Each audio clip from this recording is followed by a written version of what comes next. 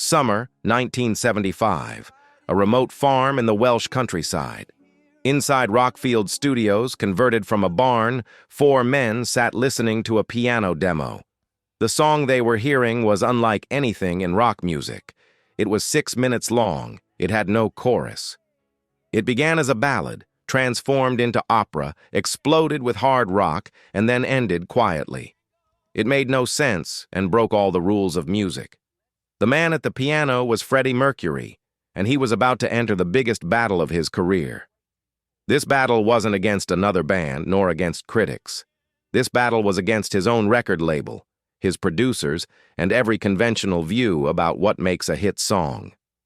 "This will be commercial suicide. It will never work," said the record label executives. "It's too long and too strange. Radio won't play this." Freddie looked them in the eye and said, "This is the song. This is what we're releasing. Trust me." 3 months later, Bohemian Rhapsody was #1 on the UK charts. It would stay there for 9 weeks. It would become one of the most iconic songs in music history. And it would prove that Freddie Mercury understood something about art that the businessmen never would. Sometimes the impossible is exactly what the world needs. But how did this song come to be? Where did Freddie get the idea for something so audacious, so unprecedented? And what was he really trying to say in those cryptic words that he refused to explain for the rest of his life? Welcome to Story Factory. I'm here to take you back through the stories behind the songs that shaped our lives, the moments of creative genius that changed music forever, the artists who refused to compromise their vision. Today, we're opening the story of Bohemian Rhapsody, the 6-minute masterpiece that everyone said would fail, and how Freddie Mercury proved them all wrong. This isn't just a story about a song. It's a story about artistic courage, about trusting your instincts when everyone tells you you're wrong, and about how sometimes the greatest art comes from refusing to play it safe. Let's go back to the beginning. 1968, 7 years before Bohemian Rhapsody would be recorded. Freddie Mercury, still called Farrokh Bulsara then, was a struggling art student at Ealing Art College in London. He was poor, uncertain about his future, sleeping on friends' couches, but he had one constant companion: music. He would sit at any piano he could find, in the college music room, in friends' flats, in pubs, and play. Not other people's songs. His own melodies, fragments of ideas that swirled in his head. Some were simple, some were complex. One in particular kept coming back to him, a piano melody that felt important, though he didn't know why. He couldn't afford to record these ideas. He barely had money for food. So he kept them in his head, refining them, building on them, waiting for the day when he'd have the resources to bring them to life. That day would take 7 years to arrive. By 1975, Queen had become one of the biggest rock bands in the world. Their first 4 albums had been successful, particularly Sheer Heart Attack in 1974. But Freddie wanted more. He didn't want to just be successful. He wanted to create something revolutionary, something that would make people stop and say, "I've never heard anything like this before." He'd been working on an ambitious piece, that piano melody from his student days, now expanded into something much larger. He called it Bohemian Rhapsody, though he never fully explained why. Was it about Bohemia, the Czech region known for artistic freedom? Was Rhapsody a reference to the musical form or to the ecstatic, emotional state? Freddie smiled when asked, but never answered directly. In August 1975, Queen booked time at Rockfield Studios in Monmouthshire, Wales, to record what would become A Night at the Opera. The studio was in a converted barn on a working farm, remote, quiet, perfect for intensive creative work. Freddie arrived with dozens of pages of notes, musical arrangements, and a vision that even his bandmates didn't fully understand yet. He sat down at the piano and played them what he'd been working on. The other 3 members of Queen, Brian May on guitar, Roger Taylor on drums, and John Deacon on bass, listened in stunned silence. The song started as a piano ballad, intimate and emotional. Then it transformed into an a cappella operatic section with multiple characters and voices. Then it exploded into a hard rock section with Brian's guitar wailing. Then it returned to the gentle ballad to close. When Freddie finished playing, there was a long pause. "How long is it?" Brian asked. "About 6 minutes," Freddie said. "And there's no chorus?" "No chorus." "And the opera section? How are we going to record that?" Freddie's eyes lit up. "That's the fun part, darling. We're going to layer our voices, multiple tracks, dozens of them. Create a choir out of just the three of us." Roger Taylor, ever practical, asked the question they were all thinking. "Freddie, do you think people will actually listen to this? It's not like anything on the radio." Freddie's response was simple. "Then maybe it's time the radio changed." The recording of Bohemian Rhapsody took 3 weeks. 3 weeks of meticulous, obsessive work that would produce one of the most technically complex recordings in rock history. The ballad section came first. Freddie at the piano, his voice raw and vulnerable. The opening words, which he'd written years earlier, were cryptic, personal. He sang about a man who'd killed someone, about confession, about facing consequences. What did it mean? Was it metaphor, autobiography, pure fiction? Freddie would never say, and that mystery would become part of the song's enduring appeal. Then came the operatic section. This was where Freddie's vision truly became apparent, and where the real work began. In 1975, there were no computer programs to layer vocals, no auto-tune, no digital editing.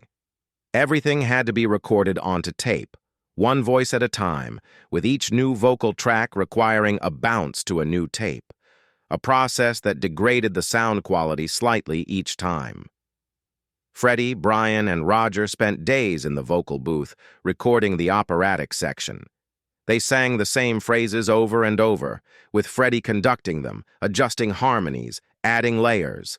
Galileo, Magnifico, Figaro. The words were absurd, theatrical, drawn from opera and Italian culture, and yet somehow they worked. Brian May later recalled that they recorded somewhere between 180 and 200 vocal tracks for the operatic section alone. The tape machines were pushed to their absolute limit. The engineer warned them that the tape might actually become transparent from being rewound and recorded over so many times, but Freddie wouldn't compromise. He could hear the final product in his head, and he wouldn't stop until reality matched his vision. The hard rock section came next. Brian's iconic guitar solo, cutting through the Baroque complexity like a knife. This was where Queen showed they could still rock, that all the opera and complexity hadn't made them soft. Roger's drums thundered. John's bass drove the song forward, and Brian's red special guitar screamed. Then, just as suddenly as the chaos had erupted, the song returned to the gentle piano ballad of the opening. Closure, resolution. "Nothing really matters to me," Freddie sang. The song ended with the sound of a gong fading into silence. When they finally finished, the band listened to the full recording. 6 minutes, no chorus, piano ballad, opera, hard rock, back to ballad. It was insane. It was brilliant. It was unlike anything anyone had ever attempted in a rock song. Now came the hard part, convincing everyone else. EMI Records, Queen's label, listened to Bohemian Rhapsody with growing concern. The song was meant to be the lead single from A Night at the Opera, but a single needed to be radio-friendly, 3 minutes maximum, with a catchy chorus and clear structure. Bohemian Rhapsody had none of those things. "You need to cut it," the executive said. "Edit it down to 3.5 minutes. Take out the opera section. Make it more conventional." Freddie refused. "If you want a single from this album, this is the single. We're not changing a note." "Radio won't play it," they insisted. "It's too long. DJs won't have time. It doesn't fit the format." "Then we'll find a way to make them play it." The band was united behind Freddie, Brian, Roger, and John had put too much work into the song to see it butchered. Either Bohemian Rhapsody would be released as recorded, or it wouldn't be released at all. EMI finally, reluctantly, agreed, but they didn't believe it would succeed. They pressed it as a single, but with low expectations. Queen, they thought, had just made a very expensive mistake. Then came a stroke of luck, or perhaps genius marketing depending on who you ask. Kenny Everett was a popular radio DJ in the UK, known for his irreverent style and willingness to break rules. He was also a friend of Freddie Mercury's. Freddie gave him a copy of Bohemian Rhapsody before its official release with specific instructions. "You can play this on air, but you must promise me only once, just to give people a taste." Kenny Everett agreed. Then on his radio show he played Bohemian Rhapsody, and then he played it again, and again. By the end of the weekend, he'd played it 14 times, all while telling his listeners, "You're not supposed to hear this yet, but it's too good to wait." His phone lines exploded. Record stores were flooded with people asking when they could buy the single. By the time Bohemian Rhapsody officially released on October 31st, 1975, it was already the most talked-about song in Britain. It went to #1 on the UK singles chart on November 29th, 1975. It stayed there for 9 weeks, an eternity in the world of pop singles. It became the UK's third best-selling single of all time. But the song's success wasn't just about sales. It was about changing what people thought was possible in popular music. For the first time, a rock song had successfully incorporated opera. For the first time, a 6-minute single without a chorus had dominated the charts. For the first time, complexity and artistry had won out over commercial calculation. Bohemian Rhapsody proved that audiences were smarter, more sophisticated, more willing to embrace the unconventional than the music industry had believed. The song needed a video, but in 1975, music videos as we know them barely existed. MTV wouldn't launch for another 6 years. Most bands promoted their singles by performing them live on television shows.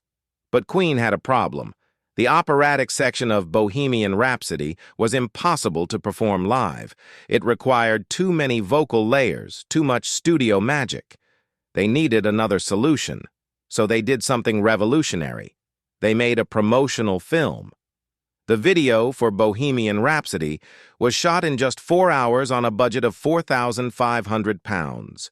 It featured the band's faces, filmed from various angles, multiplied and overlaid to create a dreamlike, slightly unsettling effect. The iconic image of the 4 members of Queen, their faces lit dramatically, became one of the most recognizable images in rock history. The video was played on Top of the Pops and other music shows. It was unlike anything audiences had seen before, not a live performance, not a narrative video, but something artistic, abstract, matching the experimental nature of the song itself. That video is now considered one of the first true music videos, a precursor to the MTV era, and proof that Freddie Mercury understood not just music, but visual storytelling as well. For years after Bohemian Rhapsody became a hit, journalists, fans, and critics asked Freddie the same question. What does the song mean? What's it about? Freddie's answer was always the same.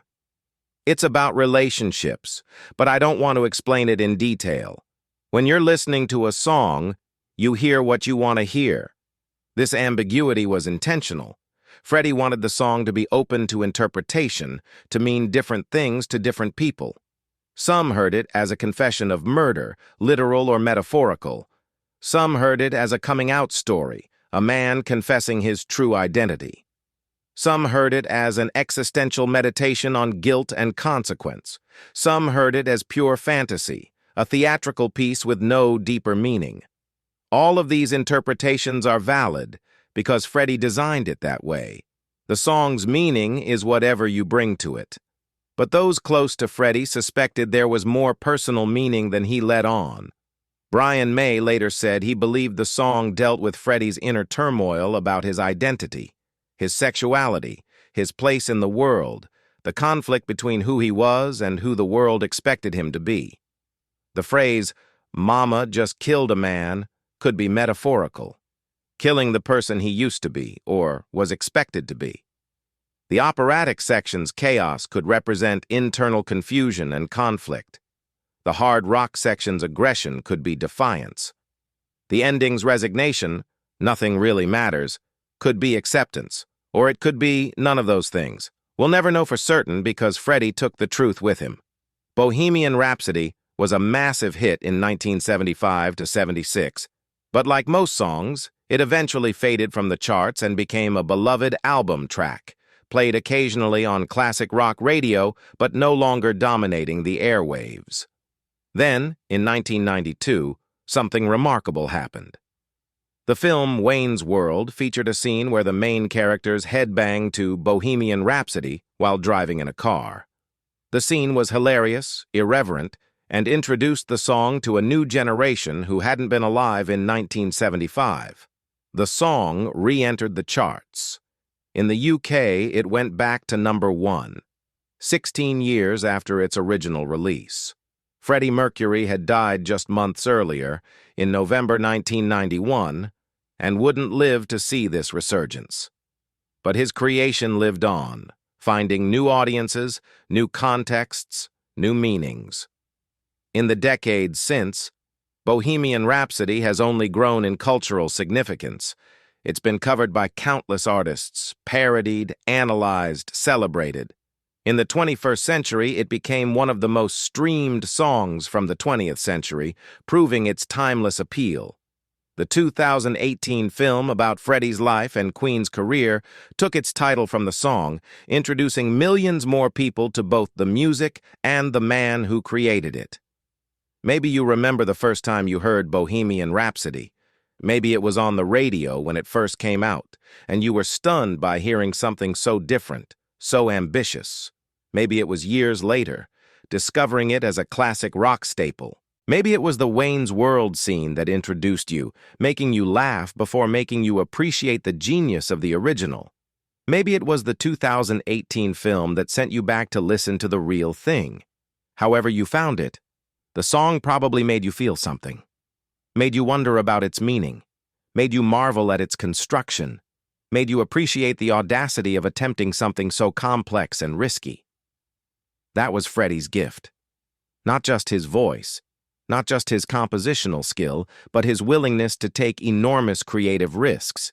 To say, "I'm going to create something that breaks all the rules, and I'm going to convince the world it's brilliant." And he did. Bohemian Rhapsody stands as proof that artistic vision matters, that audiences are capable of appreciating complexity, that sometimes the greatest art comes from ignoring what the market research says and trusting your own instincts. Freddie Mercury could have played it safe, could have written a conventional 3-minute single with a catchy chorus, could have listened to the executives who told him to cut the opera section. But he didn't. He fought for his vision. He demanded that the song be released exactly as he'd created it. And because of that stubbornness, that absolute certainty in his own artistic judgment, we have Bohemian Rhapsody, a song that has brought joy, wonder, and inspiration to millions of people across multiple generations. Rest in peace, Freddie Mercury. You created something impossible. You proved that breaking the rules could lead to greatness. You left us with a 6-minute masterpiece that will outlive us all. Before we close, a brief note. This story is based on publicly available information, interviews with Queen band members, documentaries, and historical accounts of the recording. Some conversations have been dramatized to bring the story to life, but the heart of this story, the creative struggle, the risk, and the triumph, is real. If this story reminded you why you love Bohemian Rhapsody, if it made you appreciate the genius and courage it took to create it, consider subscribing to Story Factory. We're here to tell the stories behind the songs that changed our lives, the moments of artistic bravery that shaped music history. Because every great song has a story, and every story deserves to be told with respect. Thank you for listening. Until next time.